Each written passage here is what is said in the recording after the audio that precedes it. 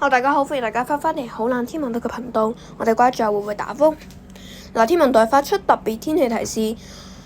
天文台表示，廣闊低壓區今明兩日逐漸發展為熱帶氣旋。天文台會視乎佢嘅發展速度同埋進入本港800公里範圍嘅時間會喺星期二晚至星期三初時考慮發出1號戒備信號。而預料熱帶氣旋今個禮拜中後期移向廣東西部沿岸至海南島一帶。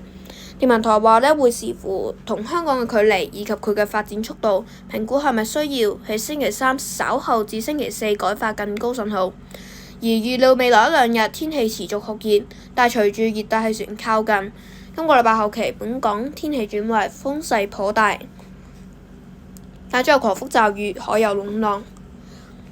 咁本港晏晝天氣仍然酷熱，天文台喺錄到34.3度，係今年最高紀錄。而預測聽日大致天晴，氣溫介乎28到34度，新界最高1-2度。但聽日稍後局部地區有驟雨，吹微風。聽日稍後至吹和緩東至東北風。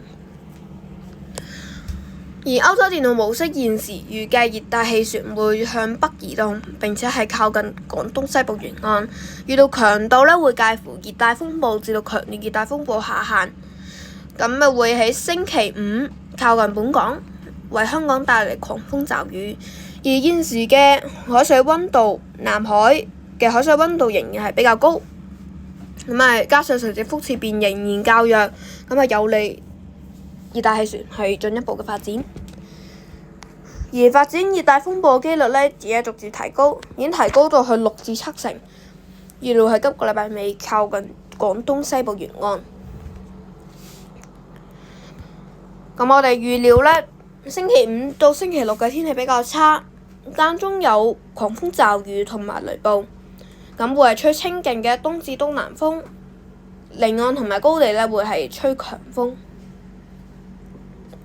咁預料隨住熱帶氣旋遠離同埋逐漸減弱，咁本港下個禮拜初天氣會好轉，但係仍然會有幾陣嘅驟雨。